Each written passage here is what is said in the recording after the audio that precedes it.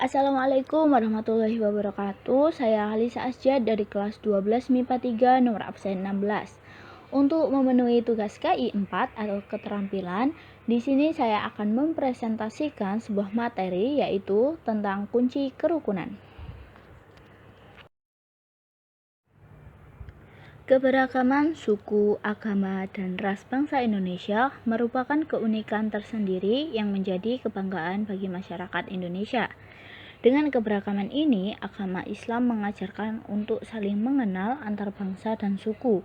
Untuk itu, dibutuhkan upaya menciptakan kerukunan agar dapat menjaga keutuhan dan persatuan. Bagaimanakah kerukunan itu dapat terwujud? Hal itu dapat terwujud dengan adanya kunci kerukunan. Apa saja sih kunci kerukunan itu? Yang pertama, toleransi atau tasamuh. Toleransi adalah sikap untuk saling menghargai segala perbedaan di antara sesama manusia. Tasamuh dalam agama bukanlah mencampur adukkan keimanan dan ritual dalam agama, melainkan menghargai eksistensi agama yang dianut orang lain. Secara umum, konsep tasamuh mengandung makna kasih sayang, ar-rahmah, keadilan al-adalah, keselamatan al-salam, dan ketauhidan at-tauhid.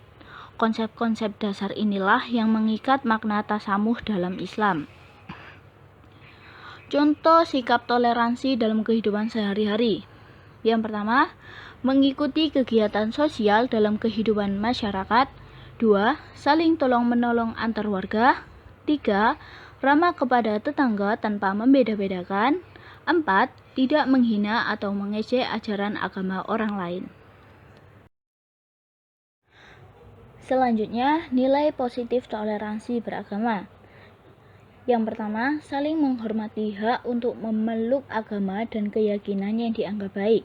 2. Terpeliharanya kerukunan antar umat beragama. 3. Terpeliharanya tatanan masyarakat yang damai.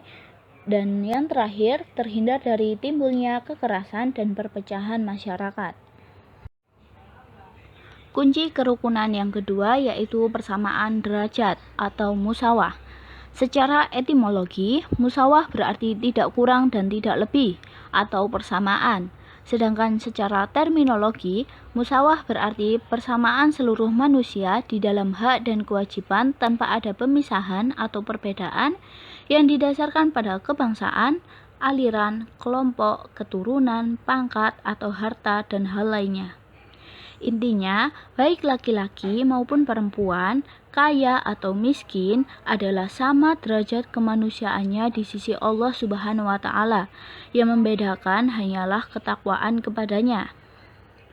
Contoh sikap musawah dalam kehidupan sehari-hari: tidak merasa paling pintar. 2. Tidak sombong. 3. Menghargai kedudukan dan kerja orang lain. 4. Menerima kekurangan dirinya dan menerima kekurangan orang lain. Nilai positif musawah. Yang pertama, merasa sama derajat dan martabat di hadapan Allah Subhanahu wa Ta'ala. 2. Menghargai hak-hak orang lain. 3. Terbebas dari sikap diskriminasi. 4. Terhindar dari perpecahan masyarakat.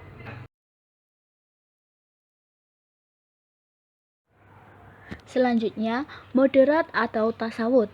Dalam bahasa, moderat mempunyai makna sebagai titik tengah, seimbang, tidak terlalu ke kanan dan tidak terlalu ke kiri. Sedangkan dalam istilah, moderat yaitu sikap keberagaman yang mengambil jalan tengah antara dua paham atau pemikiran yang ekstrim. Karakter ini akan mengantar dan mengarahkan manusia kepada perilaku adil dan proporsional dalam setiap hal. Bahkan dapat menjadi formula untuk mengatasi beragam persoalan seperti radikalisme, takfir, dan fanatisme.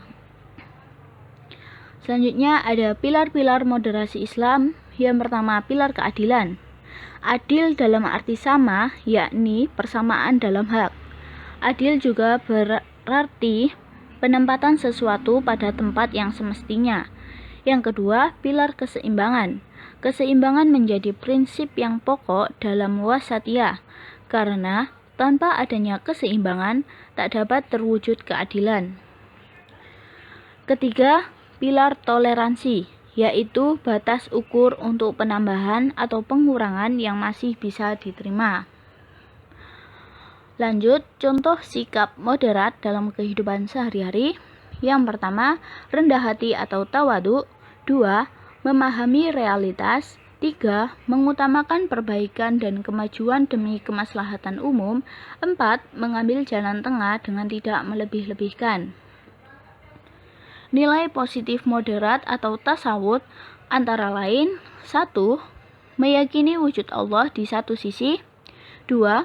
Posisi pertengahan menjadikan manusia berlaku adil. 3.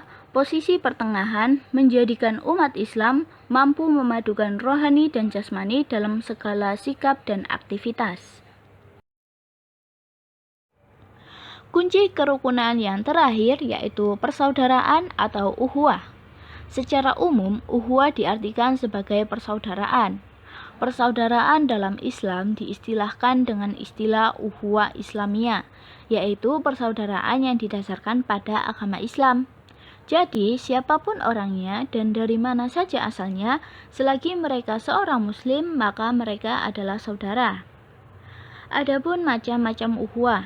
Yang pertama, ukhuwah Islamiyah, yaitu upaya dalam rangka menumbuh kembangkan persaudaraan yang didasarkan pada kesamaan agama Islam. Kedua, ukhuwah watoniyah, yaitu persaudaraan kebangsaan.